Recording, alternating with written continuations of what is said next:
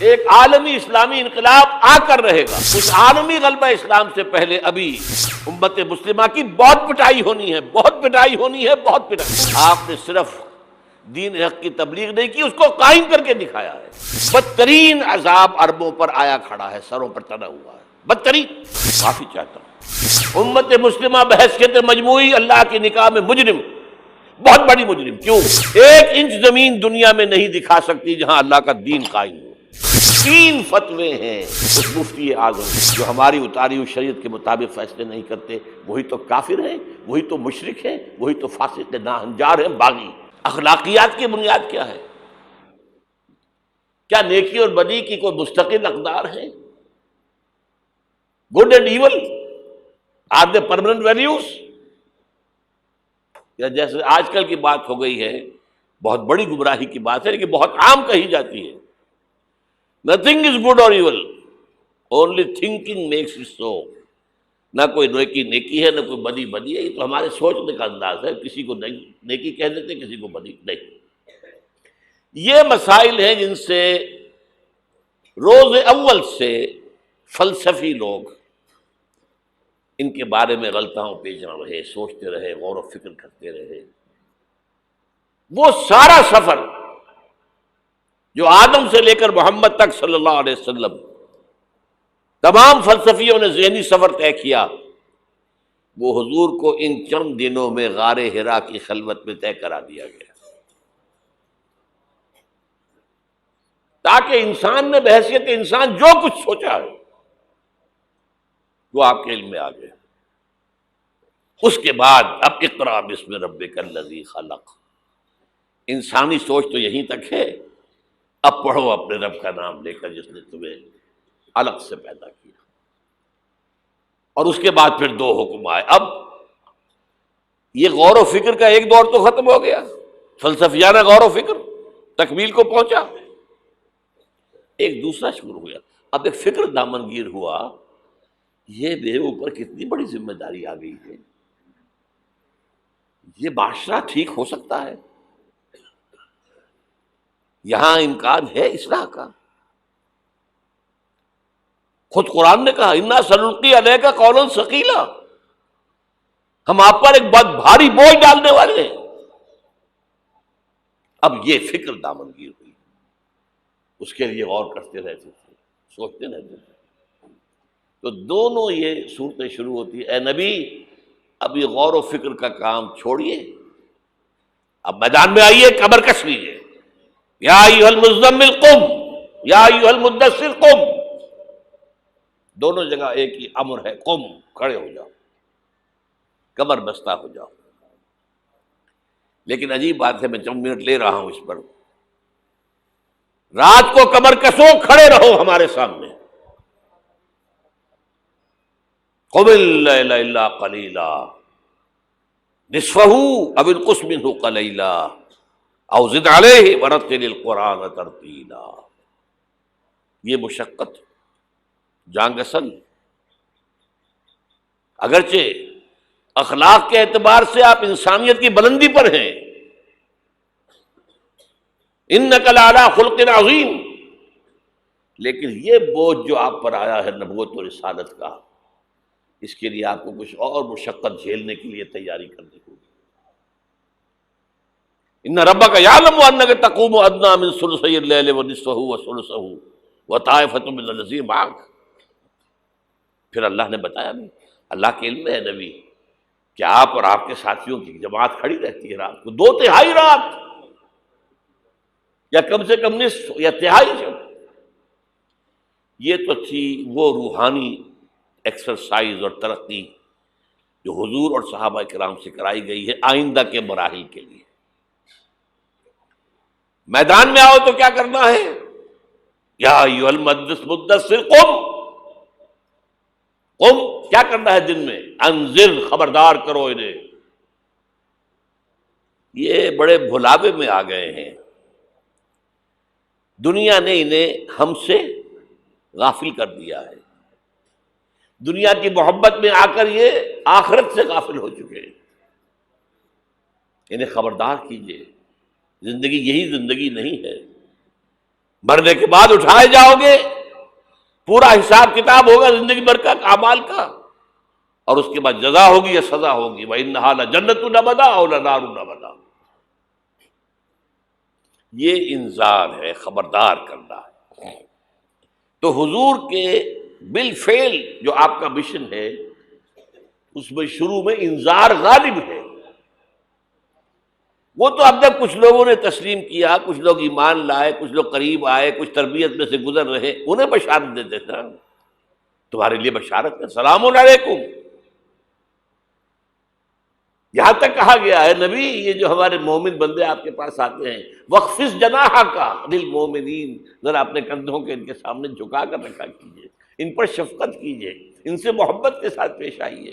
یہ ہمارا تحفہ ہے آپ کے لیے، ہم نے انہیں چنا ہے آپ کے لیے، یہ آپ کے صحابی بنیں گے، انقلاب کے اندر یہی تو دست و بازو ہوں گے۔ ٹھیک ہے ان میں غلام بھی ہیں، ان میں غریب بھی ہیں، ان میں مزدور بھی ہیں، لیکن یہی ہیں جو تاریخ کے دھارے کا رخ موڑیں گے۔ پھر بشارت کا دور آیا ہے بعد میں، شروع میں تو انذار ہے۔ یہاں میرا جی چاہ رہا ہے میں آپ کو حضور کا ایک خطبہ اور سنا دوں انذار ہی کے حوالے سے۔ جب آیت آئی کہ اب انذر عشیرتک الاقربین، اے نبی اب اپنے قریب کے رشتہ داروں کو خبردار کیجیے۔ یہ جو مشن شروع ہوا حضور کا، یہ ہمارے آج کے واعظوں کے مانند نہیں ہے کہ دنیا بھر میں واعظ کہتے پھرتے گھر والوں کی خبر ہی نہیں، اولاد کدھر جا رہی ہے اس کے بارے میں فکر ہی نہیں۔ واعظ بہت بڑے ہیں، چیریٹی بگنز ایٹ ہوم، سب سے پہلے دعوت دیجیے اپنے گھر والوں کو اور اپنے رشتہ داروں کو۔ وانذر عشیرتک الاقربین، تو حضور نے حکم دیا حضرت علی کو رضی اللہ تعالی عنہ، علی ایک دعوت طعام کا بندوبست کرو اور سب بنی ہاشم کو بلا لو۔ بنو ہاشم میں زیادہ قریبی رشتہ دار، یہ آپ کو معلوم ہونا چاہیے کہ جیسے ہمارے ہاں ایک قبیلہ ہوتا وٹو قبیلہ، اب وٹو میں مانے کے، لالے کے، شامد کے یہ ہوتے ہیں نا، پھر ان میں خاندان ہوتے ہیں، کوئی شاہ محمد تھا اس کی اولاد جو ہے وہ شامد کے ہو گئی، لالا کوئی ہوگا لالے کے ہو گئے، مانے کے ہو گئے، لیکن ہے سب وٹو۔ اسی طرح مکے میں بسنے والے تھے سب قریش، کوئی جو ہے بنو ہاشم، کوئی بنو امیہ، کوئی بنو عدی، کوئی بنو تیم، لیکن سب کے سب کون تھے؟ قریش۔ اس میں جو گھرانہ تھا جس سے حضور تھے وہ بنو ہاشم تھے۔ تو اقربین کہا نا اپنے قریبی رشتہ داروں کو، کھانا کھلایا، اس کے بعد آپ کھڑے ہوئے۔ ابو لہب نے تاڑ لیا کہ ابھی ہمارے سامنے اپنی دعوت رکھیں گے، وہ تو چونکہ ایک دیوار بیچ کا پڑوسی تھا اور دشمن تھا، چگا چچا ہونے کے باوجود بدترین دشمن۔ اس نے شور مچایا، ہوٹنگ کی، اور کسی نے بات نہیں سنی، اور یہ کوشش ناکام ہو گئی۔ چند دن کا بیچا دے کر آپ نے صلی اللہ علیہ وسلم پھر کہا علی دوبارہ ذرا کھانے کا اہتمام کرو، پھر بلایا، پھر کھانا کھلایا۔ میں کہا کرتا ہوں کہ اب کچھ شرم آ گئی ہوگی کہ 2 دفعہ روٹی کھا لی ہے تو کم سے کم ان کی بات تو سن لو۔ یہ خطبہ جو دیا ہے حضور نے صلی اللہ علیہ وسلم، عظیم ترین خطبہ، جامع ترین خطبہ، لیکن مجھے عجیب ہے، یہ محسوس ہوتا ہے کہ ہمارے ہاں احادیث کی کتب میں میرے علم کی حد تک یہ موجود نہیں ہے۔ مجھے یہ خطبہ ملا ہے نہج البلاغہ سے، اہل تشیع کی جو اہم ترین کتاب سمجھ لیجیے، حضرت علی کے خطوط، خطبات، حضور کی حضرت علی کے اشعار بحیثیت خلیفہ جو آپ کے فرامین، یہ سب جمع کیے گئے ہیں نہج البلاغہ۔ اس میں یہ خطبہ، اس میں ایک چیپٹر ہے خطبات نبوی، اس میں یہ پہلا خطبہ ہے۔ ایک ایک لفظ جو ہے حکمت کا موتی ہے۔ آپ کھڑے ہوئے، ان الرائد لا یکذب اہلہ، دیکھو لوگوں، کسی قافلے کا رہنما کبھی اپنے قافلے والوں کو دھوکہ نہیں دیا کرتا۔ کیا بتایا؟ کہ میں اس قافلہ انسانیت کا رہنما بنا کر بھیجا گیا ہوں۔ واللہ لو کذبت الناس جميعا ما کذبتکم ولو غررت الناس جميعا ما غررتکم، خدا کی قسم میں پوری دنیا سے جھوٹ بول سکتا بالفرض تو تم سے تو کبھی نہ بولتا۔ You are my kith and kin, اور اگر میں پوری دنیا کو دھوکہ دے سکتا بالفرض تو تمہیں تو کبھی نہ دیتا۔ یہ تمہید ہو گئی، 3 جملے۔ چوتھے جملے میں ایمان باللہ ایمان بالرسول دونوں آ گئے۔ واللہ الذی لا الہ الا ہو انی لرسول اللہ الیکم خاصۃ والی الناس کافۃ، قسم ہے اس اللہ کی جس کے سوا کوئی الہ نہیں۔ توحید آ گئی، میں اللہ کا رسول ہوں تمہاری طرف خاص طور پر اور پوری دنیا کی طرف عام طور پر۔ اب جو جملے آ رہے ہیں وہ سارے انذار آخرت پر ہیں۔ واللہ لتموتن کما تنامون، خدا کی قسم تم سب پر موت آئے گی جیسے کہ روزانہ رات کو سو جاتے ہو۔ ثم لتبعثن کما تستيقظون، پھر ایک صبح ہوگی جب اٹھا لیے جاؤ گے جیسے کہ روزانہ صبح بیدار ہو جاتے ہو۔ وہ صبح قیامت بھی آئے گی۔ اور کبھی آپ نے نوٹ کیا بیداری کے وقت کی دعا مسنون کون سی ہے؟ الحمدللہ الذی احیانی بعدما اماتنی والیہ النشور۔ اللہ کے حمد، اس کی تعریف، اس کا شکر، جس نے مجھے دوبارہ زندہ کر دیا اس کے بعد کہ مجھ پر بہت طاری ہو گئی تھی۔ جو شخص روزانہ صبح یہ الفاظ پڑھے گا، جب صبح قیامت کو اٹھے گا تو اس کی زبان پر یہ الفاظ آئیں گے کہ نہیں آئیں گے؟ الحمدللہ الذی احیانی بعدما اماتنی والیہ النشور۔ واللہ لتموتن کما تنامون ثم لتبعثن کما تستيقظون ثم لتحشرن بما تعملون، پھر حساب کتاب لیا جائے گا جو کچھ تم کر رہے ہو اس کا۔ ثم لتجزون، پھر لازماً جزا دی جائے گی، بالاحسان احسانا وبالسوء سوءا، اچھائی کا اچھا بدلہ، برائی کی بری سزا۔ وَإِنَّهَا لَجَنَّةٌ وَبَدَا أَوْ لَنَارٌ أَبَدًا، اور وہ کیا ہے؟ یا ہمیشہ ہمیش کے لیے جنت اور یا ہمیشہ ہمیش کے لیے آگ۔ اللہ اسے ہمیں بچائے۔ اب ذرا یہ چند منٹ آپ کے لیے میں نے، اس کے بعد میں آپ کو بتا رہا ہوں کہ میں خوشخبری لے کر آیا ہوں۔ آپ نے اگر کہیں بینر وغیرہ دیکھے ہوں گے تو اس میں موضوع میرا کیا ہے؟ بعثت محمدی علی صاحب الصلاۃ والسلام، ایک عالمی انقلاب، عالمی اسلامی انقلاب کا پیش خیمہ۔ خوشخبری یہ ہے ایک عالمی اسلامی انقلاب آ کر رہے گا، پوری دنیا پر اللہ کا دین غالب آ کر رہے گا۔ یہ خوشخبری ہے۔ اس خوشخبری کے لیے ایک تو قرآن مجید کے اندر احساسات کیا ہیں۔ قرآن مجید میں نے آپ کو آیات میں نے بتائی، 2 باتیں واضح کرتا ہے۔ هو الذی ارسل رسولہ بالہدی ودین الحق لیظہرہ علی الدین کلہ، یہ 3 دفعہ الفاظ آئے ہیں قرآن میں، سورہ توبہ، سورہ فتح، سورہ صف، ایک شوشے کا فرق نہیں ہے۔ اور کسی رسول کے لیے یہ الفاظ نہیں آئے، یہ نوٹ کر لیجیے۔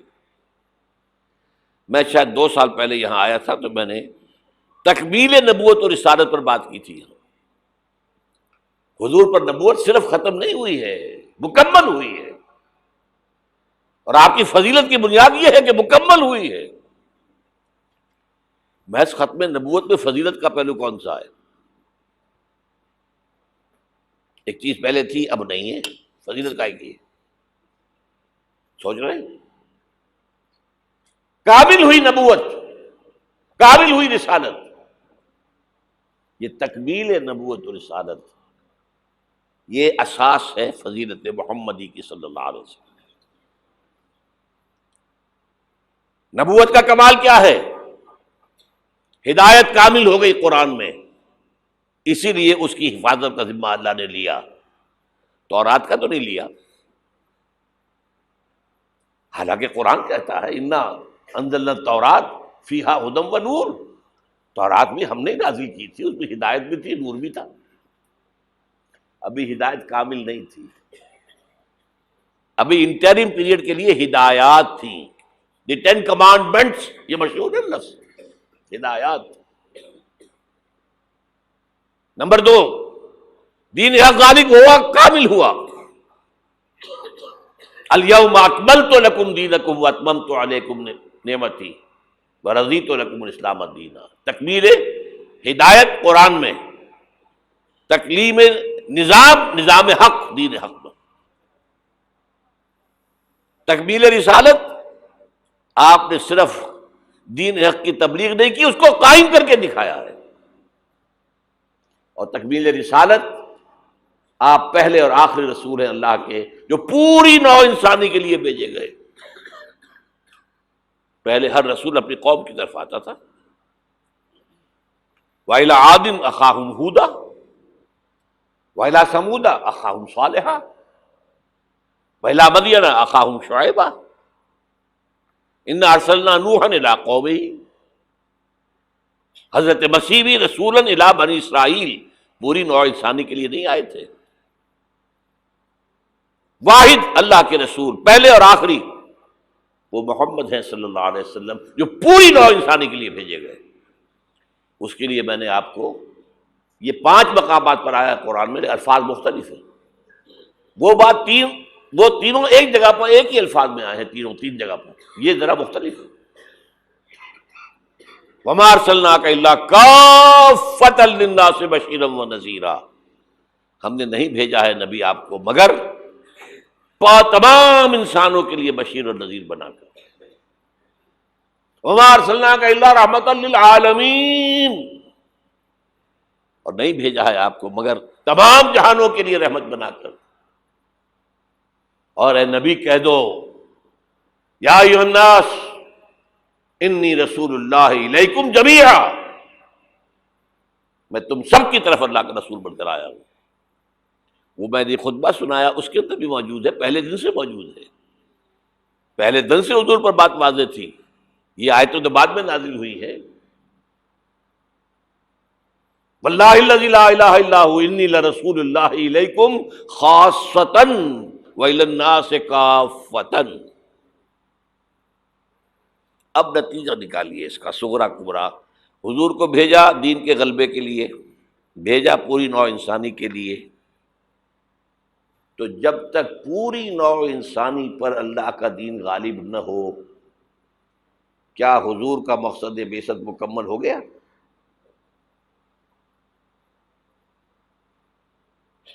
جزیرہ نما عرب پر اللہ کا دین غالب ہو گیا، عربوں کی حد تک دین کی تبلیغ مکمل ہو گئی۔ اگر تو آپ صرف عربوں کے لیے آئے ہوتے تو آپ کا کام پورا ہو گیا تھا۔ آپ آئے پوری نوع انسانی کے لیے، پوری دنیا کے لیے،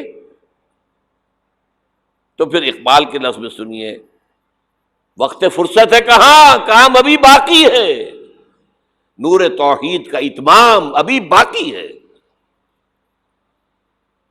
تو پوری دنیا جب تک اس نور توحید سے جگمگا نہ اٹھے، پوری دنیا جب تک نور رسالت سے منور نہ ہو جائے، اس وقت تک وقت فرصت ہے کہاں، کام ابھی باقی ہے۔ اور کیا ہو سکتا ہے کہ دنیا ختم ہو جائے اور حضور کی بعثت کا مقصد مکمل نہ ہو؟ ناممکن۔ تو قرآن سے ثابت ہوا کہ ایک عالمگیر اسلامی انقلاب آ کر رہے گا، جیسے حضور کے دست مبارک سے اور آپ کے حیات طیبہ کے دوران جزیرہ نما عرب میں ایک اسلامی انقلاب آیا۔ اب اس میں حضور کی طرف سے حدیث سے سنیے۔ ایک حدیث ہے، بڑی پیاری حدیث ہے، حضور نے اپنے دور سے لے کر اور قیامت تک 5 ادوار کا ذکر کیا ہے۔ مجھے یاد نہیں رہا، ہم نے ان حدیثوں کو ایک 4 ورقے کی شکل میں بہت عام کیا ہے، لاکھوں کی تعداد میں شائع کیا ہے۔ میرا خیال تھا کہ میں لے آؤں گا یہاں بھی آپ کے لیے تحفے کے طور پر، بھول گیا میں۔ یہ حدیث جو ہے حضرت نعمان ابن بشیر سے ہے رضی اللہ تعالی عنہ، اور مسند احمد ابن حنبل میں ہے رحمۃ اللہ علیہ۔ حضرت نعمان ابن بشیر فرماتے حضور نے ارشاد فرمایا تکون النبوۃ فیکم ما شاء اللہ ان تکون، لوگوں دیکھو نبوت تمہارے مابین رہے گی جب تک اللہ چاہے گا کہ رہے۔ ثم یرفع اللہ اذا شاء یرفعها، پھر جب اللہ چاہے گا اسے اٹھا لے گا۔ کیا مطلب؟ میں رہوں گا تمہارے مابین جب تک اللہ چاہے گا، پھر جب اللہ مجھے اپنے پاس بلا لے گا، میری وفات ہو جائے گی تو دور نبوت ختم ہو جائے گی۔ ثم تکون خلافۃ علی منہاج النبوہ، پھر ایک دور ہوگا خلافت، لیکن نبوت کے نقش قدم پر، بالکل نقش قدم پر، ڈٹو، کاربن کاپی، کوئی فرق نہیں ہوگا، بال برابر بھی۔ اس کو ہم کہتے ہیں خلافت راشدہ۔ حدیث میں ہے خلافت علی منہاج النبوہ، فتکون ما شاء اللہ ان تکون، وہ بھی رہے گا جب تک اللہ چاہے گا۔ ثم یرفع اللہ اذا شاء یرفع، جب اللہ چاہے گا اسے بھی اٹھا لے گا۔ پھر تیسرا دور آئے گا، ثم یکون ملکا عاضا، پھر ایک کاٹ کھانے والی ملوکیت کا دور آئے گا، بادشاہت، ملوکیت، کاٹ کھانے والی، ظالم۔ یہ دور ملوکیت ہے۔ بنو امیہ، بنو عباس، یہ خلفاء نہیں تھے، بادشاہ تھے، یہ ملوکیت تھی۔ واقعہ کربلا کب ہوا؟ انہی کے دور میں ہوا نا۔ واقعہ ہررا کب ہوا؟ انہی کے دور میں ہوا۔ 3 دن تک مدینے کو مباح کر دیا گیا فوجیوں پر، لوٹو جس کو چاہو، ریپ کرو جسے چاہو، مدینہ۔ یہ ہماری تاریخ کے واقعات ہیں۔ پھر سینکڑوں تابعین کو شہید کیا حجاج بن یوسف نے۔ یہ ہماری تاریخ ہے کہ نہیں؟ حضور خبر دے رہے ہیں، ملکن عاظم، کاٹنے والی، کٹکھنی ملوکیت کا دور آئے گا۔ فرمایا یہ بھی رہے گا جب تک اللہ چاہے گا، پھر اللہ جب چاہے گا یہ دور بھی ختم ہو جائے گا۔ ثم تکون ملکن جبریا، پھر ایک اور بادشاہت ہوگی جس میں غلامی ہوگی۔ کیا مطلب؟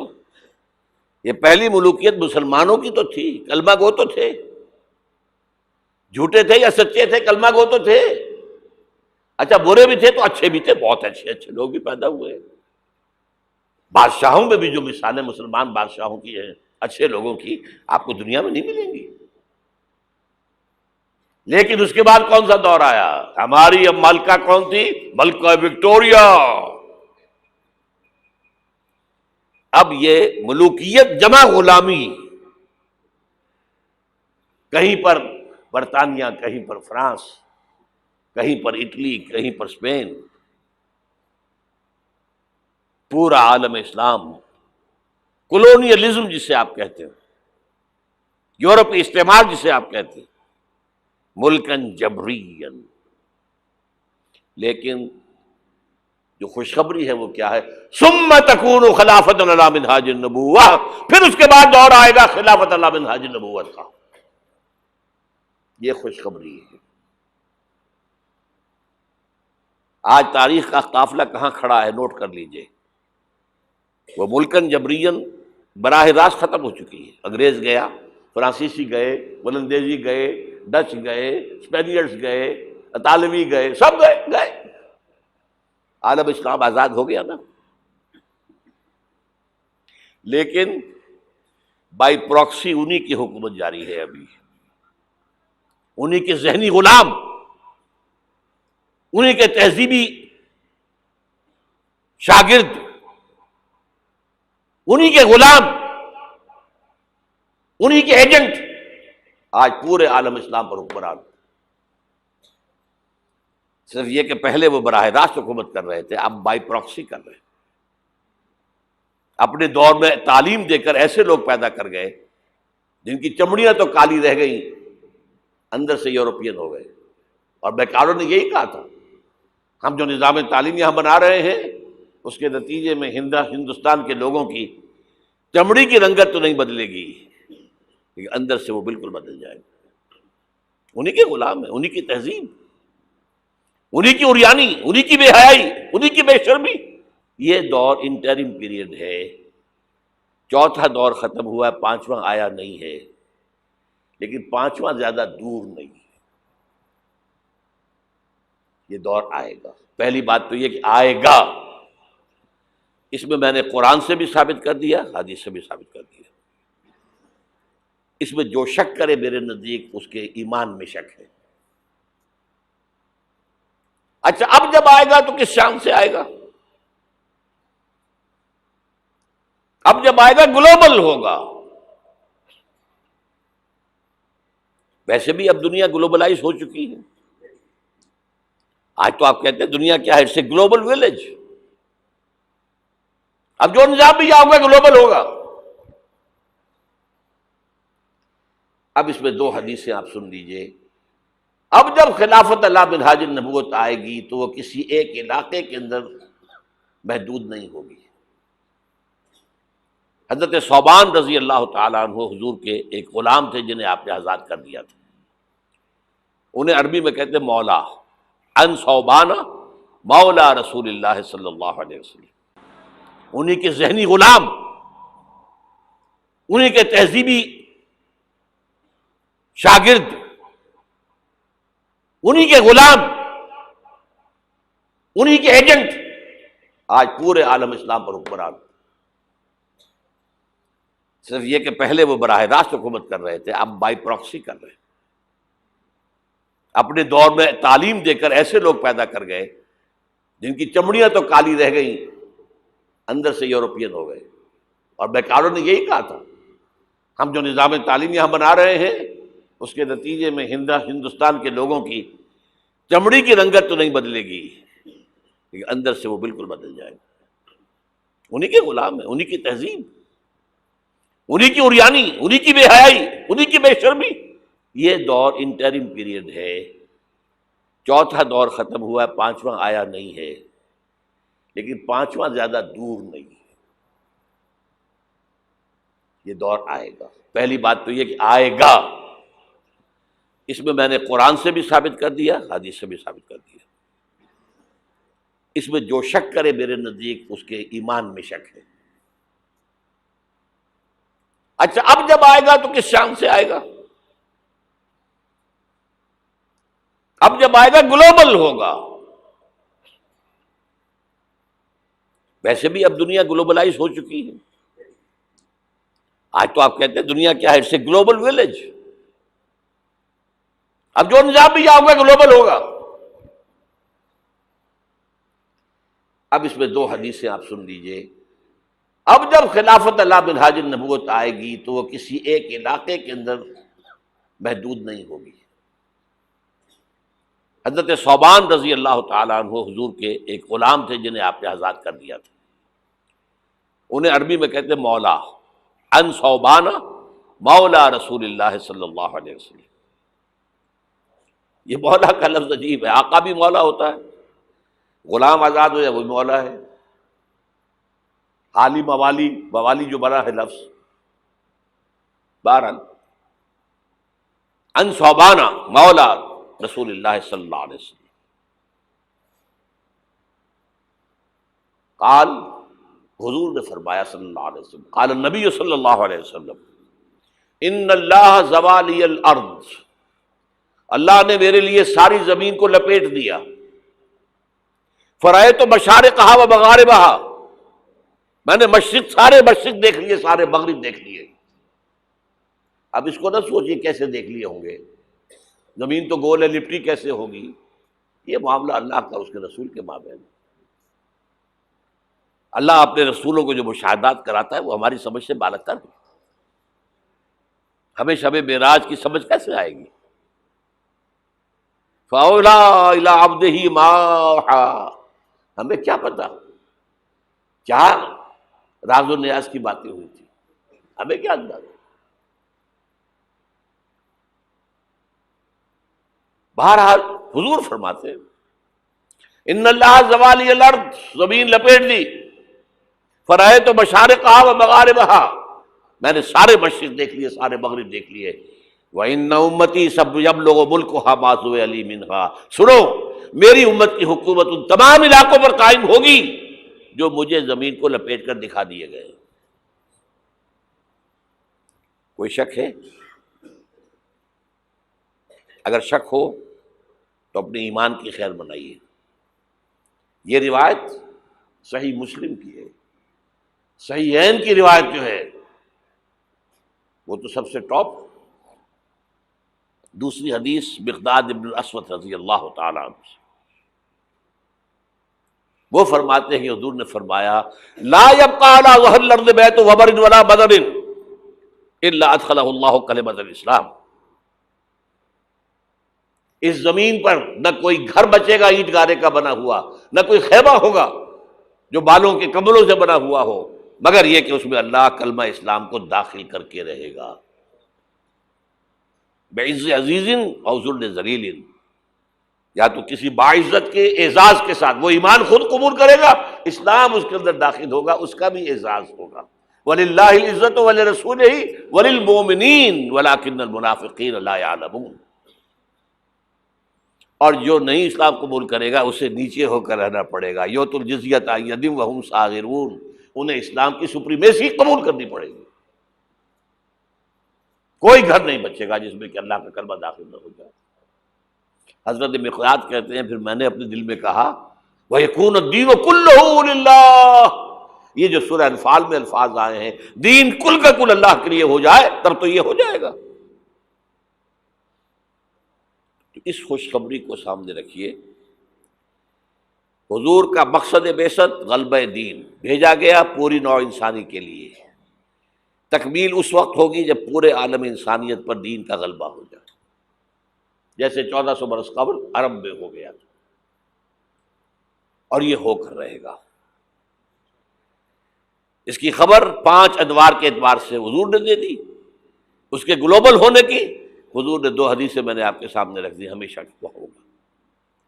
اور آج دنیا ادھر جا رہی ہے، اور دنیا کو ہے پھر مار کا روح و بدن پیش، تہذیب نے پھر اپنے درندوں کو ابھارا، اللہ کو پابر دیے مومن پہ بھروسہ، ابلیس کو یورپ کی مشینوں کا سہارا، امریکہ مشینوں کے بل پر کھڑا ہوا ہے، اس کی تہذیب ختم ہو چکی ہے۔ وہ جو اقبال نے 100 سال پہلے کہا تھا، دیار مغرب کے رہنے والوں خدا کی بستی دکان نہیں ہے، کھرا جسے تم سمجھ رہے ہو وہ اب ذرے کم عیار ہوگا، تمہاری تہذیب اپنے خنجر سے آپ ہی خودکشی کرے گی، جو شاخ نازک پہ آشیانہ بنے گا ناپائیدار ہوگا۔ اور آج کیا ہوا ہے وہاں؟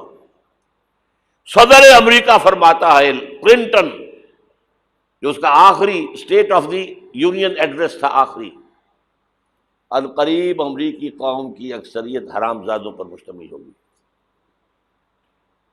اس کے الفاظ کیا ہیں؟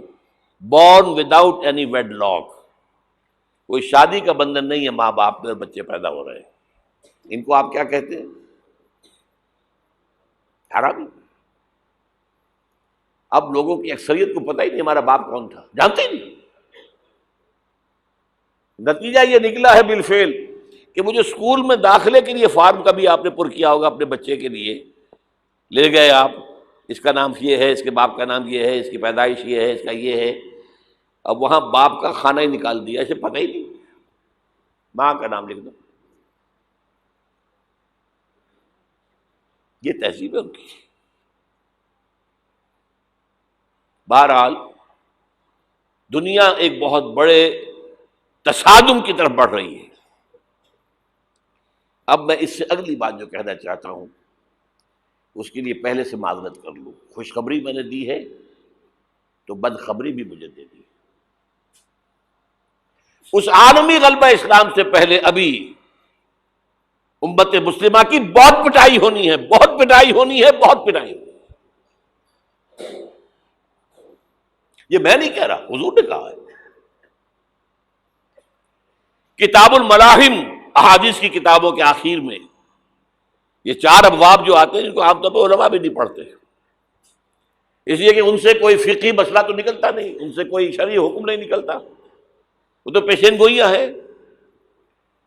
کتاب الفتن، کیسے کیسے فتنے اٹھیں گے، کتاب الملاحم، کیسی کیسی جنگیں ہوں گی، کتاب اشراط الساعہ، قیامت کی جو علامات کیا ہوں گی، کتاب علامات القیامہ، یہ کیا ہوں گے، ان ابواب کو پڑھیے تو آپ کو معلوم ہوگا اس دور کے آنے سے پہلے ابھی امت مسلمہ پر اللہ کے عذاب کے بہت سخت کوڑے پڑ گئے۔ معافی چاہتا ہوں، اگر رسولوں کی شان یہ تھی کہ وہ مبشر بھی تھے اور نذیر بھی تھے، تو میں بھی ایک ادنا غلام انہیں کا ہوں۔ میں جو کہہ رہا ہوں قرآن اور حدیث سے کہہ رہا ہوں۔ یہ عذاب کیوں آئے گا؟ امت مسلمہ بحیثیت مجموعی اللہ کی نگاہ میں مجرم، بہت بڑی مجرم۔ کیوں؟ 1 انچ زمین دنیا میں نہیں دکھا سکتی جہاں اللہ کا دین قائم ہو۔ یہ مذہب ہے، مسجدیں ہیں، حج ہے اور عمرے ہیں، یہ مذہب ہے۔ دین کہاں ہے؟ اللہ کا نظام کہاں ہے؟ دین حق کہاں ہے؟ وہ نظام عدل کہاں ہے؟ وہ نظام سیاست کہاں ہے؟ وہ قانون شریعت کہاں ہے؟ آپ کی ساری معیشت سود کے اوپر ہے، اور سود سے زیادہ بڑا گھناؤنا جرم کوئی نہیں، سود سے زیادہ بڑا گھناؤنا گناہ کوئی نہیں، جس کے بارے میں حضور نے فرمایا الربا 70 جزءا یحوبا، 2 حدیثیں ہیں یہ، ربا کے 70 حصے ہیں، یہ 70 گناہ ہیں، 70 گناہ ہیں، جن میں چھوٹے بھی ہیں بڑے بھی ہیں، 70 گناہ۔ ایسا رہا ان میں سب سے چھوٹا اس کے مساوی ہے ان کہ الرجل امہ، کہ کوئی شخص اپنی ماں سے زنا کرے۔ سنن ابی داؤد کی روایت ہے، سن لیجیے، پڑھ لیجیے۔ سارا نظام آپ کا کہاں ہے؟ تجارت ہو تو اس پر ہے، زراعت ہو تو اس پر ہے، بیج لیا تھا تو سودی قرضے پہ لیا تھا، اس کے بعد جو اس کے لیے کھاد خریدی تھی سودی قرضے پہ خریدی تھی، پیسٹی سائڈز خریدے تھے سودی قرضے پہ خریدے تھے، اس کے بعد اگر کوئی ہارویسٹر لیا ہے، کوئی اور لیا، ٹریکٹر لیا تو سودی سود، ہر دانے گندم میں سود ہے۔ کوئی شخص بچا ہوا نہ، میں بچا ہوا نہ بچے ہوئے، کوئی بچا ہوا نہیں۔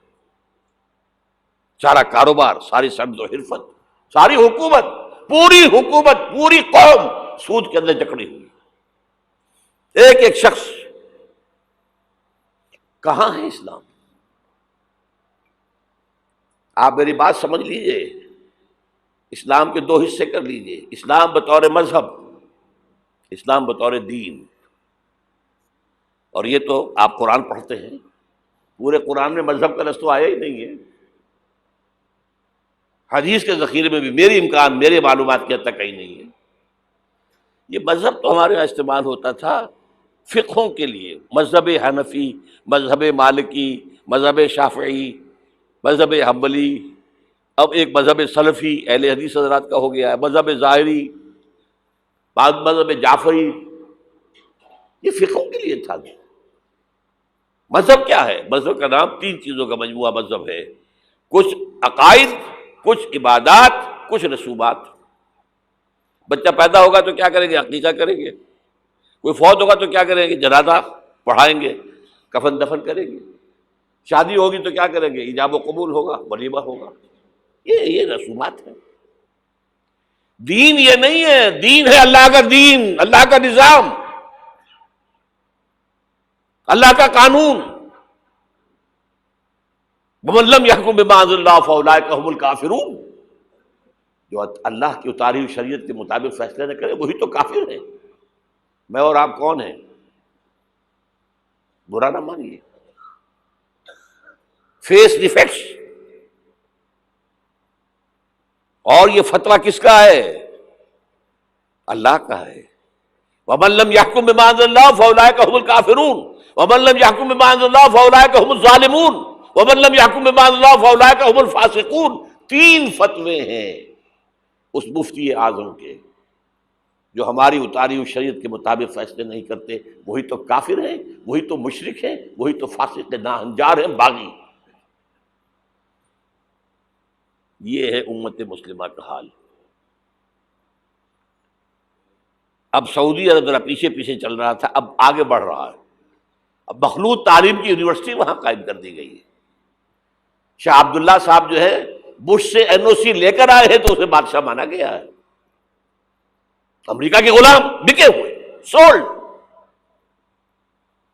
اور وہی کیا سب سارے کے سارے ہمارا وہ شخص خبیث جو ہمیں اس جنگ میں امریکہ کا جو ہے اعلی کار بنا کر دفع ہو گیا یہاں سے، اور اس کے نتیجے میں آج ہمارے ہاں ساری بدامنی ہے۔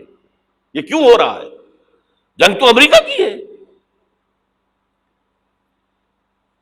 آج ہمیں باور کرا دیا گیا ہماری جنگ ہے، یہ امریکہ کی سب سے بڑی کامیابی ہے۔ ہماری جنگ کیسے ہے بھائی؟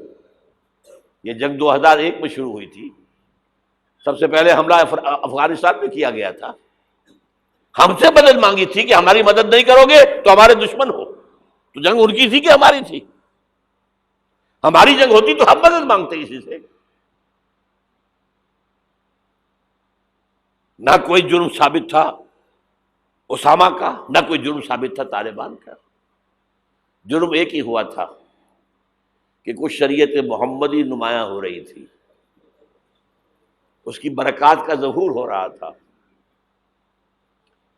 90% عراق کے اندر امن قائم ہو گیا۔ یہ بات کہی اقبال نے 1936 میں، ان کی آخری نظموں میں سے ہے ابلیس کی وجہ سے شورا۔ اس میں ابلیس کہتا ہے کہ نہ مجھے جمہوریت سے کوئی ڈر ہے، میرا اپنا بنایا ہوا نظام ہے، وہی شیطانی نظام ہے۔ یہ ہم نے خود شاہی کو پہنایا جمہوری لباس، جب ذرا آدم ہوا ہے خود شناس و خود نگر۔ نہ اشتراکیت سے مجھے کوئی ڈر ہے، کب ڈرا سکتے ہیں مجھ کو اشتراکی کوچہ گرد؟ یہ پریشان روزگار آشفتہ بغض آشفتہ ہوں ہے، اگر کوئی ڈر خطر مجھ کو تو اس امت سے ہے، اس کی خاکستر میں ہے اب تک شرار آرزو۔ اس کے انگارے اوپر سے اس کے اوپر راکھ آ گئی ہے، نظر نہیں آ رہا، اندر آگ دہک رہی ہے، ان کے دلوں کے اندر آگ دہک رہی ہے۔ عصر حاضر کے تقاضاؤں سے ہے، لیکن یہ خوف ہو نہ جائے آشکارا شر پیغمبر کہیں، وہ شر پیغمبر ابھر کر افغانستان میں سامنے آ رہا ہے۔ Billions and billions of dollars جو ہے امریکہ دیتا ہے، افغانستان میں افیون کی کاشت بند نہیں ہوتی، اور ملا عمر کا ایک حکم اور کاشت زیرو ہو گئی۔ انہوں نے کہا یہ تو ہمارے لیے انتہائی بڑا خطرہ ہے، یہ نظام اگر ظاہر ہو گیا دنیا پر، اگر یہ ابھی کلی ہے کھل گئی پھول بن گئی تو کیا ہوگا؟ یہ شیطنت ختم ہو جائے گی۔ اس لیے تہس نہس کیا افغانستان۔ وہ جنگ ہے۔ اب وہاں سے جو لوگ بھاگ کر آ گئے تھے ہمارے قبائلی علاقوں میں آ کر آباد ہو گئے، کیونکہ خود امریکہ لے کر آیا تھا انہیں۔ جب روسیہ کے خلاف جنگ ہو رہی تھی تو جہاد جہاد جہاد کا غلغلہ بلند کر کے یہ اسامہ ابن لادن خود امریکہ کا ایجنٹ تھا اس وقت، عمر عبد الرحمان امریکہ کا ایجنٹ تھا، ایک اور ایجنٹ کس کام کے لیے تھے؟ عبداللہ اعظم، یعنی وہ لے کر آ رہے تھے مسلمانوں کو، مجاہدین کو، وہ خلوص کے ساتھ کام کر رہے تھے کہ یہاں اسلام آئے گا، اس جہاد کے نتیجے میں اسلامی ریاست قائم ہوگی، اسلام کا غلبہ ہو جائے گا، آؤ آؤ آؤ۔ امریکہ نے اپنا کام نکلوایا، اپنے دشمن کا تہس نہس کرایا، پھر بھاگ گیا۔ اور اب ان کے خلاف، اور ہمارے لوگوں نے پکڑ پکڑ کر لوگ دیے ہیں، پیسے کمائے ہیں، ارب ارب ڈالر لیے ہیں، ایک ایک کی سر کی قیمت کہاں گئی؟ وہ جو آئی تھی کہاں گئی؟ وہ واپس امریکی بینکوں میں پہنچ چکی ہوئی۔ یہ طوفان ہے اس وقت جو ہمارے سر پر کھڑا ہے۔ جو میں نے کیا بات کہی ہے نوٹ کر لیجئے، ہم بحیثیت مجموعی اللہ کے مجرم ہیں، باغی ہیں۔ کیوں؟ ہم نے کلونیلزم سے آزاد ہونے کے بعد، جب تک انگریز تھا ہم کہتے تھے ہم کیا کریں، ہم تو مجبور ہیں۔ کہیں فرانسیسیوں کی حکومت تھی، کہیں ولندیزیوں کی تھی، کہیں ہسپانویوں کی تھی، کہیں اطالویوں کی تھی، کیا کریں؟ جب وہ سارا پردہ ہٹا دیا، کسی ملک نے قرآن کو اپنا امام نہیں بنایا، اللہ کی طرف رخ نہیں کیا، کسی نے رخ کیا ماسکو کی طرف، جمال عبد الناصر ہو یا وہ جو شام کا ہوتا تھا حافظ الاسد، ان کا کدھر تھا قبلہ؟ ماسکو، اور یا باقی سب کا واشنگٹن۔ ہم مجرم ہیں۔ اب ان مجرموں میں بھی ایک ذرا تجزیہ کرنا پڑے گا، کون زیادہ بڑا مجرم ہے۔ یہ جو ہماری کوئی 150 ارب 150 کروڑ 1.5 ارب مسلمان ہیں، ان کا تجزیہ کر لیجئے 30 کروڑ کے قریب عرب ہیں، یہ امیین جن کا حضور نے کہا تھا تمہاری طرف خاص طور پر بھیجا گیا ہوں، انی لرسول اللہ الیکم خاصۃ۔ ان کو کتنا بڑا مقام ملا کہ محمد ان میں سے تھے صلی اللہ علیہ وسلم۔ یہ رتبہ بلند ملا جس کو بھی، ہاشمی تھے کہ نہیں تھے، کرشی تھے کہ نہیں تھے۔ اور نمبر 2، ان کی زبان میں اللہ کا کلام ہے۔ ہم تو کیسے پڑھیں اللہ کا کلام؟ عربی سیکھیں، گرامر سیکھیں، گردانے رٹیں، چٹائی توڑ تعلیم حاصل کریں تو قرآن پڑھیں نا۔ ان کی تو مادری زبان میں ہے، پھر انہوں نے امام نہیں بنایا تو سب سے بڑے مجرم وہ ہیں۔ باقی جو 120 کروڑ ہے ان میں نمبر 2 ٹاپ کا مجرم مسلمانان پاکستان میں۔ وائی تم نے ایک ملک کی تقسیم کرائی، ہم سے دعائیں کی تھی کہ اللہ انگریز کی غلامی سے نکال کر ہمیں ہندو کی غلامی مت دے دے، اے اللہ ہمیں ایک آزاد ملک دے دے، علیحدہ ملک دے دے، اللہ تیرے دین کا بول بالا کریں گے، تیرے دین کا نمونہ دکھائیں گے دنیا کو۔ یہ علامہ اقبال کا خواب تھا جو 1930 میں انہوں نے دیکھا تھا۔ ایک تو یہ کہ ہندوستان کے شمال مغرب میں ایک آزاد اسلامی ریاست قائم ہوگی، آزاد مسلمان ریاست۔ وہ تو 17 سال کے بعد ہو گئی، 37 کا خطبہ تھا، 47 میں قائم ہو گئی۔ دوسرا یہ کہ اگر ایسا ہو گیا تو ہمیں موقع مل جائے گا کہ اسلام کے چہرے پر جو داغ دھبے عرب ملوکیت، عرب امپیریلزم، شہنشاہیت کے دور میں آ گئے تھے، اب دنیا تو دیکھتی ہے نا بنو امیہ کا دور کیسا تھا۔ آخر ہماری تاریخی کا داغ ہے نا، واقعہ کربلا کس کا داغ ہے، واقعہ ہررا کس کی تاریخ کا داغ ہے؟ ہمارے چہرے کا داغ ہے نا، تاریخ تو ہماری ہے۔ ہم یہ چہرے پر، اسلام کے چہرے سے یہ داغ دھبے دھو کر اصل اسلام اور اس کا عہد حاضر کے تقاضوں کے مطابق ایک نظام قائم کر کے دنیا کو دکھائیں گے، ایک مثال ہوگی۔ اور قائد اعظم نے کہا تھا یہ ایک روشنی کا مینار ہوگا۔ But we went back upon our promise، ہم نے اللہ سے وعدہ، اللہ نے کہا ٹھیک ہے لو۔ سورہ اعراف میں ذکر ہے حضرت موسیٰ کی آمد کے بعد کہا تھا بنی اسرائیل نے، اے موسیٰ ہم پر تو تمہارے آنے سے پہلے بھی ظلم ہو رہا تھا اور تمہارے آنے کے بعد بھی ہو رہا ہے، تمہارے آنے سے ہمیں تو کوئی حاصل ہوا نہیں۔ سورہ اعراف میں ان کا قول ہے عصا ربکم ان یہلک عدوکم ویستخلفکم فی الارض فینظر کیف تعملون۔ قریب ہے کہ تمہارا رب تمہارے دشمن کو ہلاک کر دے، فرعون اور لاؤ لشکر کو غرق کرے، تمہیں دنیا میں حکومت دے، پھر دیکھے گا تم کیا کرتے ہو۔ اللہ نے ہمارے دشمن کو قتل کیا ہے۔ گاندھی کے لیے یہ موت سے کم بات نہیں تھی، کانگریس کے لیے یہ موت سے کم بات نہیں تھی۔ بھارت ماتا کے ٹکڑے، کچھ ہی دنوں پہلے گاندھی نے کہا تھا میری لاش کے اوپر پاکستان بن سکتا ہے، بنا؟ کیسے بن گیا؟ تو اللہ کا فیصلہ ہے، یہ معجزہ تھا۔ رمضان المبارک کی 27ویں شب کو نازل ہوا یہ، جو رات نزول قرآن کی ہے وہی رات نزول پاکستان کی ہے، معجزہ تھا۔ لیکن تم نے تو محل بنائے ہیں، تم نے دنیا بنائی ہے، تم نے موٹر وے بنا لی ہے، ہمارا دین کہاں ہے؟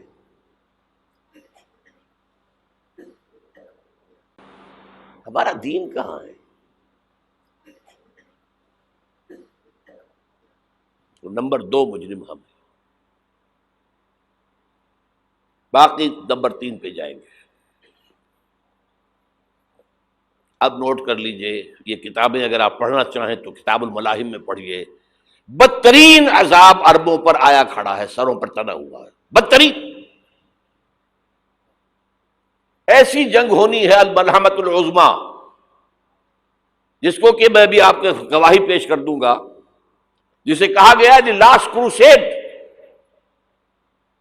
بش نے بھی کروسیڈ کا لفظ بول دیا تھا، پھر واپس لیا اس نے، نکل جاتی ہے جس کے منہ سے سچی بات مستی میں، فقیہ مصلحت بین سے وہ رندے بادہ خار اچھا، کروسیڈ کہہ کر پھر واپس لیا۔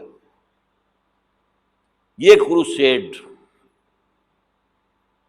اس کے اوپر جس قدر نقصان ہونا ہے عربوں کا، گریٹر اسرائیل بنے گا، یہ عراق، شام، اردن، سعودی عرب کا کچھ شمالی علاقہ، ترکی کا جنوبی علاقہ، مصر کا صحرائے سینا، اور اس کے ساتھ ہی جو بہترین اس کا زرخیز ترین علاقہ ڈیلٹا آف نائل، یہ سب یہودیوں کے قبضے میں جائیں گے۔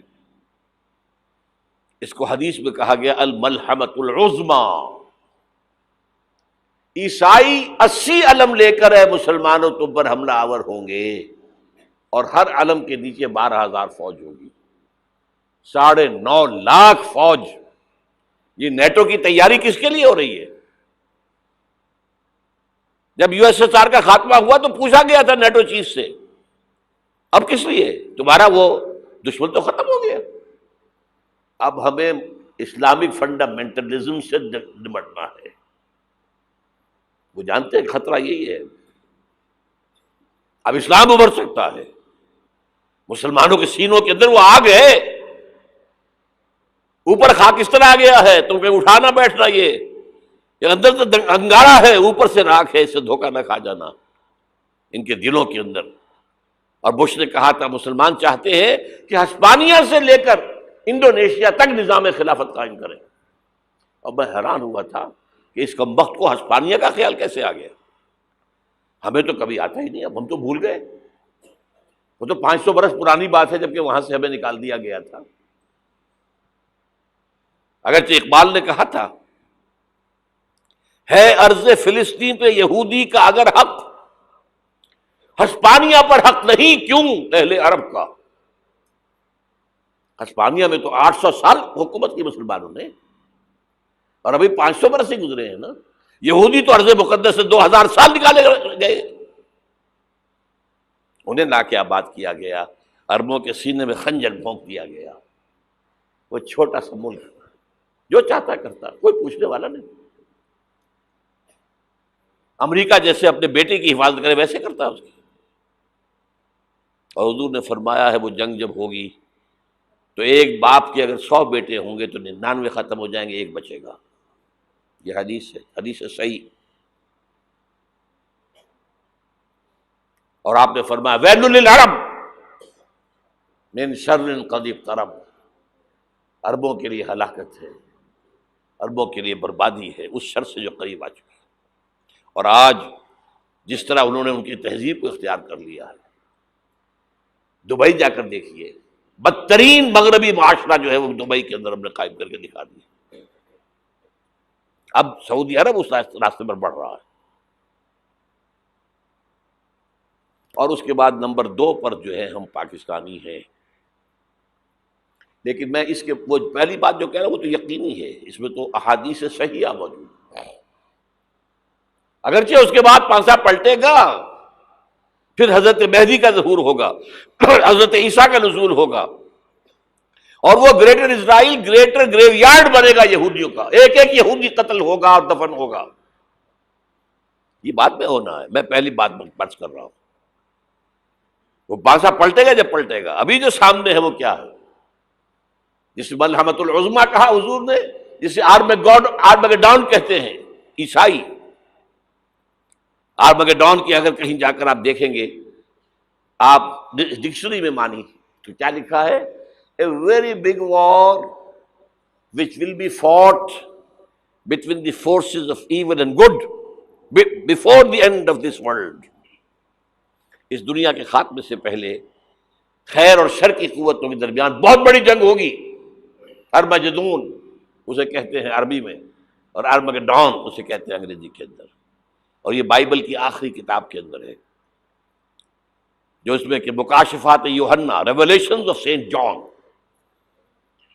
یہ تو میں کہہ رہا ہوں یقین کے ساتھ، اور زیادہ دور نہیں ہے، آیا چاہتا ہوں. اس لیے کہ یہودیوں کا اور عیسائی جو کنزرویٹوز ہیں، نیو کنزرویٹوز، ان کا 5 نکاتی ایجنڈا ہے متفق علیہ، جس کے تحت کہ یہ جنگ صلیبی شروع کی گئی ہے. وہ سن لیجئے آپ. آرمیگیڈون نمبر 1، گریٹر اسرائیل قائم ہو جانا اس کے نتیجے میں نمبر 2، مسجد اقصی اور قبۃ الصغریٰ کو گرانا نمبر 3، وہاں تھرڈ ٹیمپل، وہ مسجد جو حضرت سلیمان نے بنائی تھی 1000 قبل مسیح میں، پھر برباد کی تھی نیبوکدنیزر نے، دوبارہ بنائی گئی، پھر دوبارہ ختم ہوئی 70 عیسوی تک گری پڑی ہے. ان کا خانہ کعبہ گرا ہوا ہے 70 عیسوی سے لے کر آج تک. ایک دیوار ہے ویلنگ وال، جہاں جاتے ہیں، روتے ہیں، پیٹتے ہیں، ماتم کرتے ہیں، وہاں وہ بنے گا تھرڈ ٹیمپل. اور نمبر 4، اس میں لا کر رکھا جائے گا تخت حضرت داؤد کا. یہ تخت کہاں ہے اس وقت؟ یہ لندن شریف کے اندر، جو ان کی پارلیمنٹ کا جو چرچ ہے، ویسٹ منسٹر ایبے، اس میں رکھا ہوا ہے. ایک پتھر تھا جس پر بٹھا کر حضرت داؤد کی تاج پوشی ہوئی، پھر حضرت سلیمان کی ہوئی، پھر وہ پتھر رکھ دیا گیا جب حضرت سلیمان نے بنایا ہیکل مسجد اقصی، وہاں رہا وہ. ہر بادشاہ جو تھا یہودی اسی کے اوپر بٹھا کر اس کی تاج پوشی ہوتی تھی.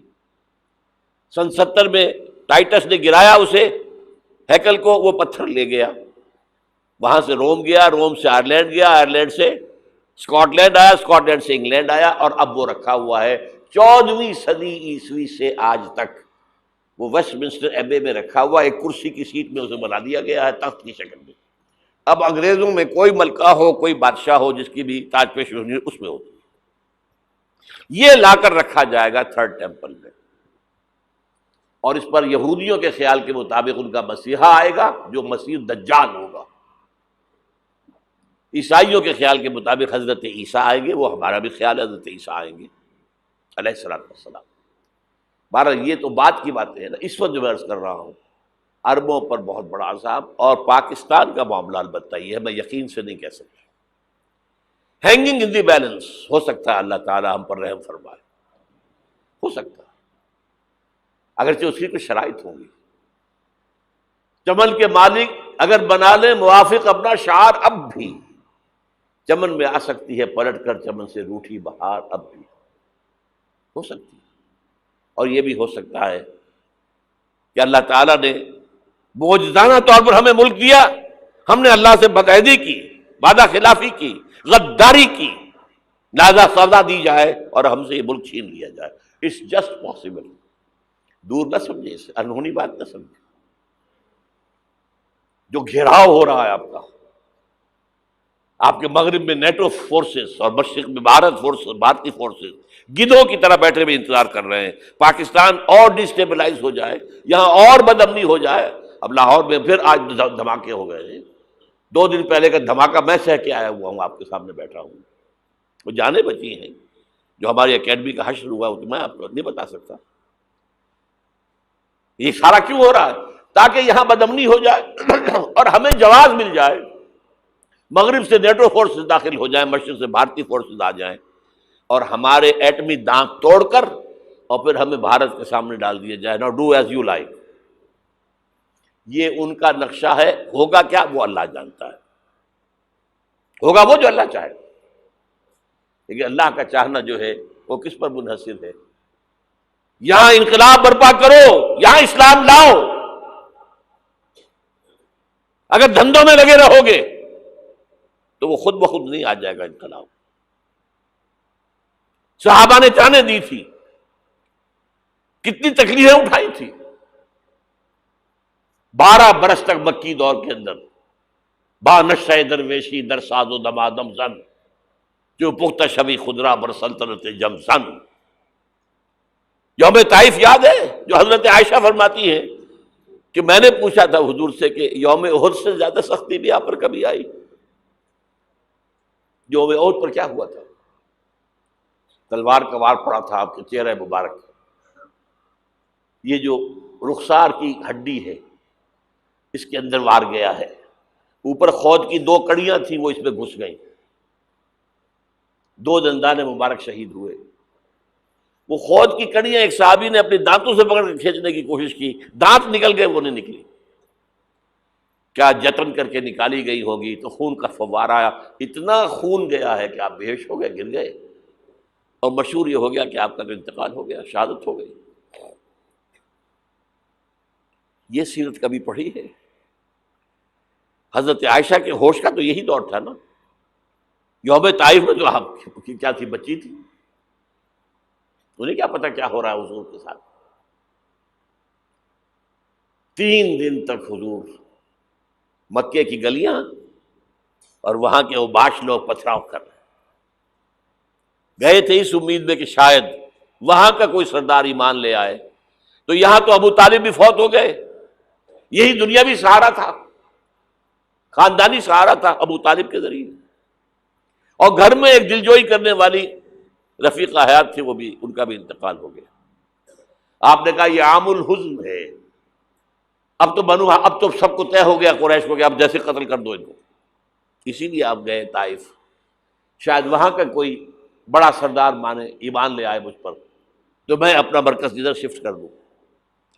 تینوں سے ملے ہیں، تینوں نے وہ جواب دیے ہیں، نکل جاؤ یہاں سے، میں تمہارے ساتھ بات بھی کرنے کو تیار نہیں ہوں۔ اچھا، تمہارے سوا کوئی نہیں ملا تھا اللہ کو نبی بنا کر بھیجنے کے لیے؟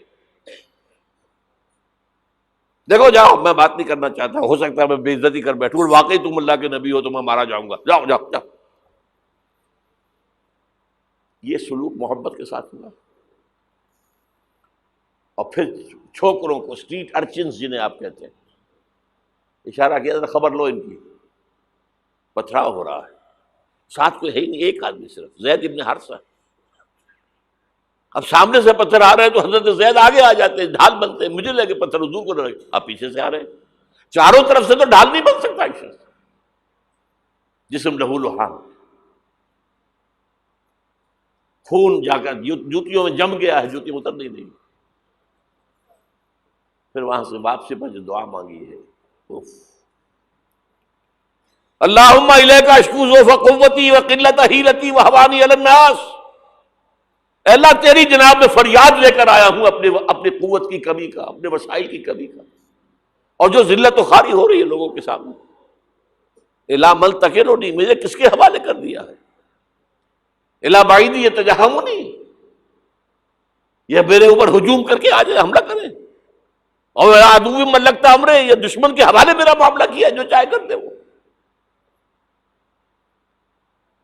لیکن پھر عبدیت غالب آتی ہے، ان لم یکن علی غضبک فلا ابالی، اللہ اگر تو ناراض نہیں ہے تو مجھے کوئی پرواہ نہیں، سر تخظیم خم ہے جو مزاج یار میں آئے، مجھے اندیشہ یہ ہے کہ تو ناراض تو نہیں ہو گیا۔ یہ تکلیفیں جھیلی ہے، سینکڑوں صحابہ نے جانوں کا نذرانہ پیش کیا ہے، احزاب کی جنگ میں فاقوں پر فاقے ہو رہے تھے، اور ان فاقوں کی حالت میں خندق کھودنے کا حکم ملا ہے، لوگوں کی کمریں دوہری ہو رہی ہیں، پتھر باندھے ہیں اپنے پیٹوں سے، اپنی چادروں کے ساتھ کس کر، کمر دوہری نہ ہو جائے۔ اور جب صحابہ کدالیں چلا رہے ہیں تو کیا کہہ رہے ہیں؟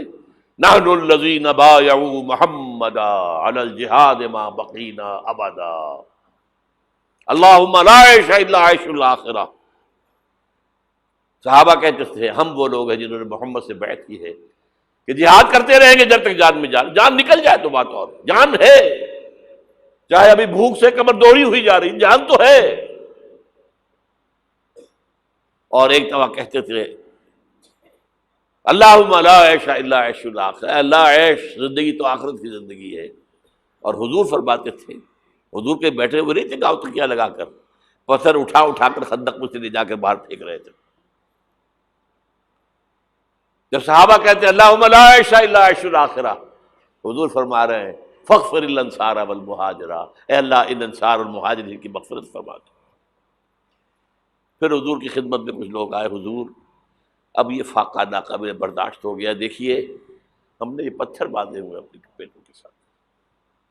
حضور نے کرتا اٹھا کر دکھایا، وہاں 2 پتھر باندھے ہوئے۔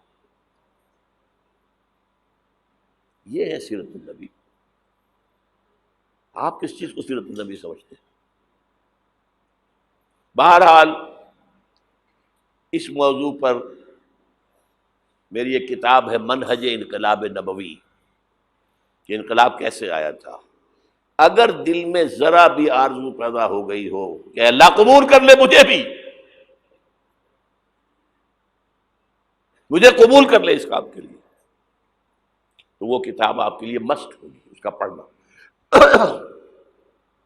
وہ جو ہمارے مکتبے نے شائع کی ہوئی ہے اچھے سفید کاغذ پر، وہ تو 200 روپے کی ہے، لیکن ہمارے تنظیم کے طرف سے تاکہ کم استطاعت والے لوگ بھی استفادہ کر سکیں، وہ 70 روپے کی قیمت، اور شاید وہ 50 ہی میں آپ کو مل جائے، وہ یہاں مل جائے گی۔ باہر پڑھیے خدا کے لیے، وہ سیرت اس میں آپ کو ملے گی، سیرت ان جلوسوں میں نہیں ہے، سیرت ان درود کی محفلوں میں نہیں ہے، سیرت ان نعتوں کے اندر نہیں ہے۔ کہاں ہے؟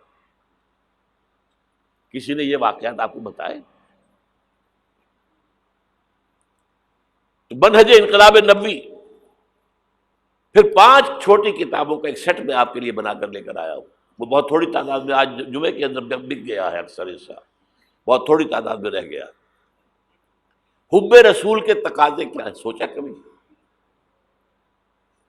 ہمارے حضور سے تعلق کی بنیادیں کیا ہیں، سوچا کبھی؟ رسول کامل 12 تقریریں میری ہیں جو پاکستان ٹیلی ویژن پر ہوئی تھی 1981 میں، ربیع الاول کے 12 دنوں میں ایک تقریر روز۔ یہ کتابیں باہر، اور آج کے دور میں خاص طور پر جہاد جہاد جہاد کسے کہتے ہیں؟ جہاد کی حقیقت کیا ہے؟ حقیقت جہاد، اور یہ جو انقلاب کا پروسیس ہے اس کا اختصار کے ساتھ رسول انقلاب کا طریق انقلاب کیا تھا۔ یہ 5 کتابوں کا ایک سیٹ جو ہے وہ 150 روپے کا باہر مل جائے گا، آپ لینا چاہیں پڑھیں، سنیں، سمجھیں۔ جو کچھ ہم حضور سے محبت کے جو اظہار کر رہے ہیں، جس طریقے سے کر رہے ہیں، اس سے ہمارا تعلق ثابت ہو رہا ہے حضور سے۔ اب میں یہاں آپ کو اختصار سے بیان کرتا ہوں حضور کا طریق انقلاب کیا تھا، اختصار کے ساتھ۔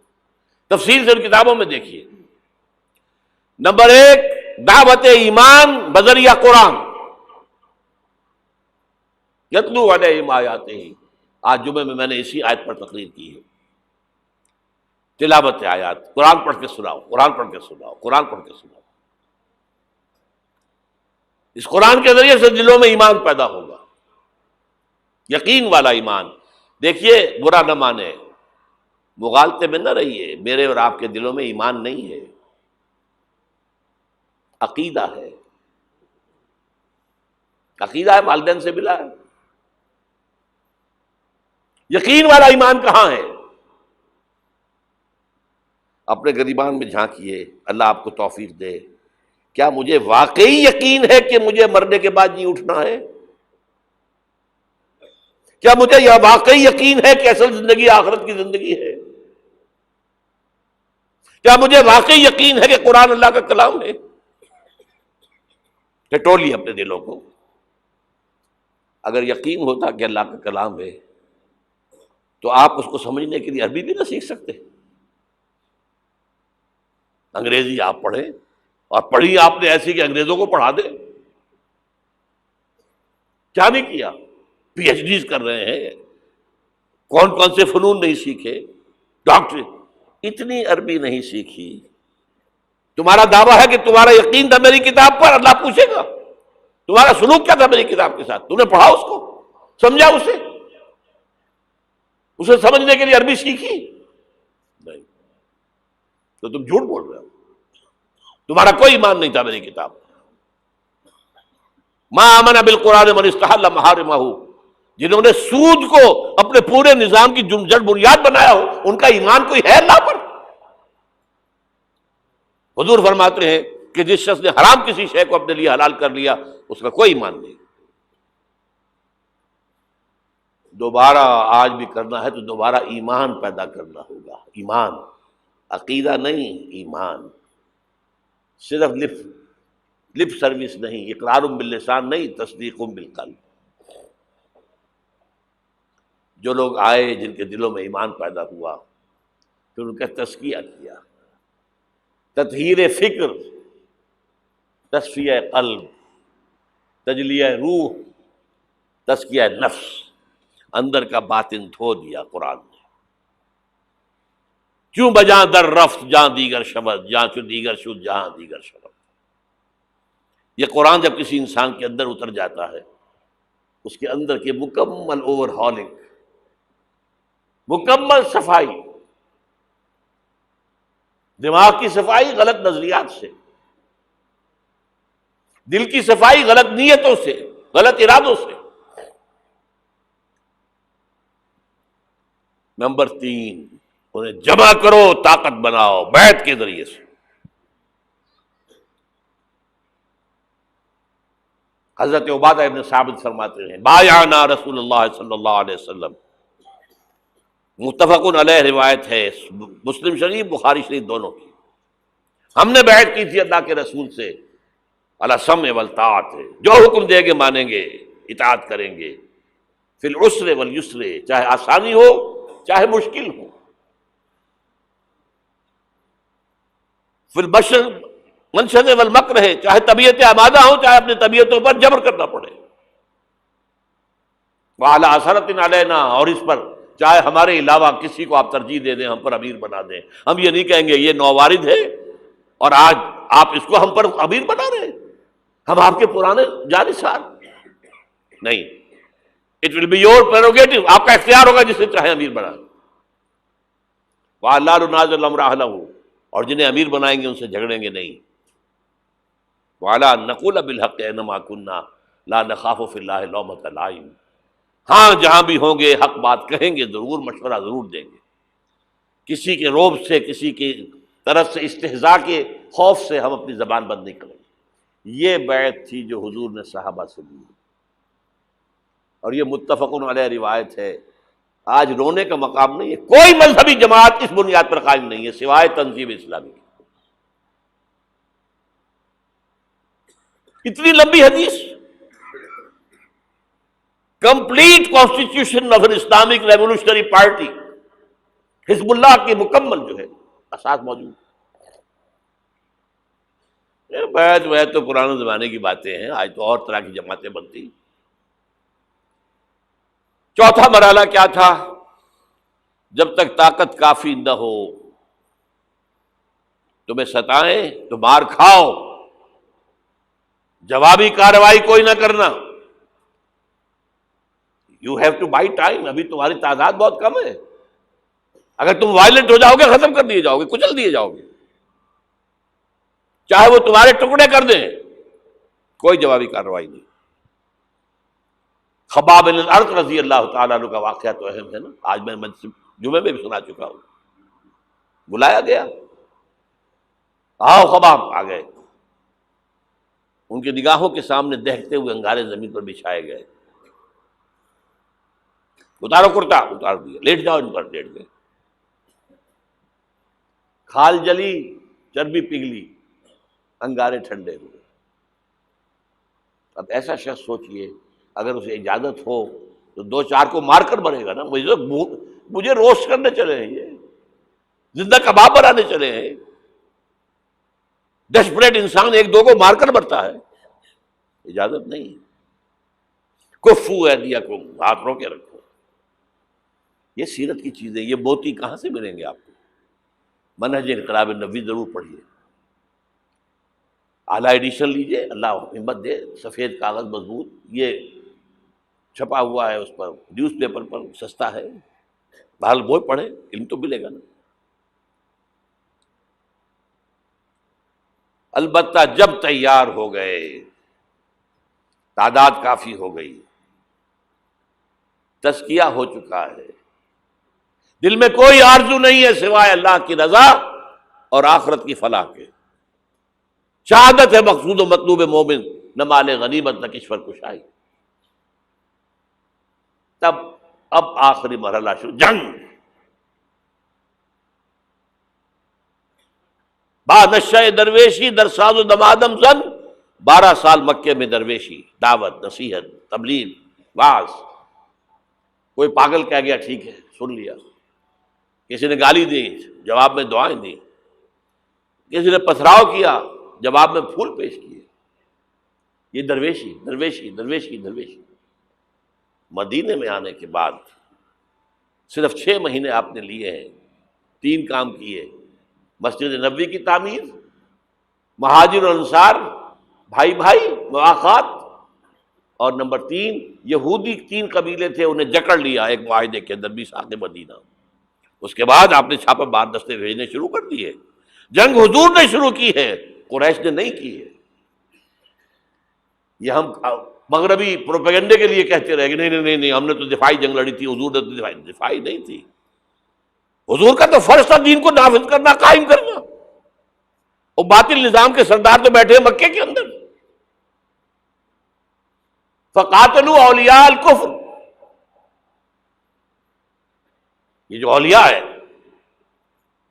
ائمۃ الکفر، قاتلوا ائمۃ الکفر، یہ سب کچھ تھا۔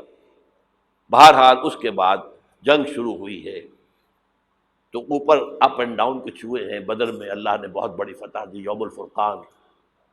احد میں ڈسپلن کی تھوڑی سی کمزوری ہوئی تو اللہ نے سزا دی، معاف نہیں کیا، کنڈون نہیں کیا۔ فتح ہو گئی تھی، اللہ کا وعدہ پورا ہو گیا تھا۔ 50 تیر انداز جہاں کھڑے کیے تھے حضور نے، یہاں سے ہرگز نہ ہلنا، چاہے تم دیکھو کہ ہم سب قتل ہو گئے اور پرندے ہمارا گوشت نوچ نوچ کر کھا رہے، تب بھی یہاں سے نہیں ہلنا۔ لیکن وہاں کیا ہو گیا ڈفرنس آف اوپینین کہ وہ تو حضور نے شکست کی صورت میں کہا تھا نا، یہ تو فتح ہو گئی ہے۔ لیکن جو لوکل کمانڈر تھے وہ کہتے رہے مت ہلو مت ہلو مت ہلو، چھوڑ کر چلے گئے۔ 50 میں سے 35 چلے گئے، 15 رہ گئے۔ وہ خالد بن ولید کی وہ قابی آنکھ نے دیکھ لیا، وہ مورچہ خالی ہے، شکست ہو چکی تھی۔ لیکن پھر کوہ احد کا چکر لگا کر آ کر جو پیچھے سے حملہ کیا ہے، 70 صحابہ شہید ہوئے۔ اللہ تعالیٰ نبیوں سے بھی اور آپ کے نبیوں کے ساتھیوں سے بھی وہ معاملہ یہ کرتا ہے کہ پہلے خوب ٹھوک بجا کر دیکھتا ہے پکا ہے کہ نہیں۔ ایک دم نصرت نہیں آتی۔ یوم طائف کے بعد حضور کے لیے ذاتی طور پر نصرت آ گئی۔ کلائمیکس ہو چکا تھا، میں دعا میں آپ کو سنا چکا ہوں۔ پھر یہ ہوا ہے کہ جب آپ نکلے ہجرت کے لیے تو گھر کا اگرچہ محاصرہ تھا لیکن کوئی دیکھ ہی نہیں سکا، غار ثور میں چھپے ہوئے ہیں تو عین اس غار کے دہانے پر پہنچ گئے، لیکن یہ وہاں کچھ کبوتری نے انڈے دے دیے اور کچھ جو ہے جالا بنا ہوا، تو ابو جہل نے کہا تمہارا دماغ خراب ہے، اس غار کے اندر کون ہو سکتا ہے؟ اللہ نے بتایا۔ سراقہ آیا ہے پکڑنے کے لیے، اس کے گھوڑے کے پاؤں جو ہے وہ دھسے کئی دفعہ ریت کے اندر۔ پھر اللہ نے حضور کو اور غزوہ احد، غزوہ احزاب کے بعد امت کے لیے یہ کہہ دیا گیا وبشر المؤمنین واخری تحبونها نصر من اللہ وفتح قریب۔ اب تمہارا کلائمیکس جو تھا آزمائش کا وہ پورا ہو گیا۔ اب اللہ کی طرف سے خوشخبری سنا دو ہے محمد ان کو صلی اللہ علیہ وسلم، اب فتح قریب ہے۔ صلح حدیبیہ فتح ہوئی کو فتح قرار دیا، غزوہ خیبر میں اتنی بڑی جو ہے فتح ہوئی، پھر سن 8 میں مکہ فتح ہو گیا۔ جاء الحق وزهق الباطل ان الباطل کان زہوقا۔ یہ راستہ اختیار کرنا ہوگا اگر تو حضور کے پروانوں میں نام لکھوانا ہے۔ پروانے کا کام تو جل جانا ہے نا، شمع کی گرد، شمع محمدی کے پروانے بننا، دعویٰ کرنا آسان کرنا، بننا تو بہت مشکل۔ یہ راستہ اختیار کریں، دعوت ایمان بذریعہ قرآن، تنظیم بذریعہ بیعت، تزکیہ بذریعہ قرآن، پھر پیسو ریزسٹنس جب تک طاقت کافی نہ ہو کوئی جوابی کارروائی نہیں۔ کیپ یور ہینڈز فولڈڈ کفوا ایدیکم، اور پھر جب طاقت کافی ہو ٹکرا جاؤ۔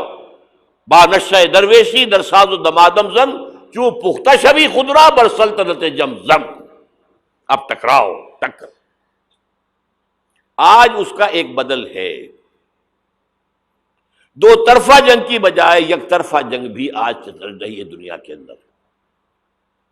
اگر آپ تعداد کافی ہے، کمیٹڈ لوگ ہیں، جان دینے کو تیار ہیں، شہادت ہے مطلوب و مقصود اور جماعت ہے، ڈسپلن ہے، تو آئیے میدان میں، بلاک کیجئے، گھیراؤ کیجئے، گولیاں چلے سینوں پر کھائیے، بالآخر فوج سرنڈر کرے گی۔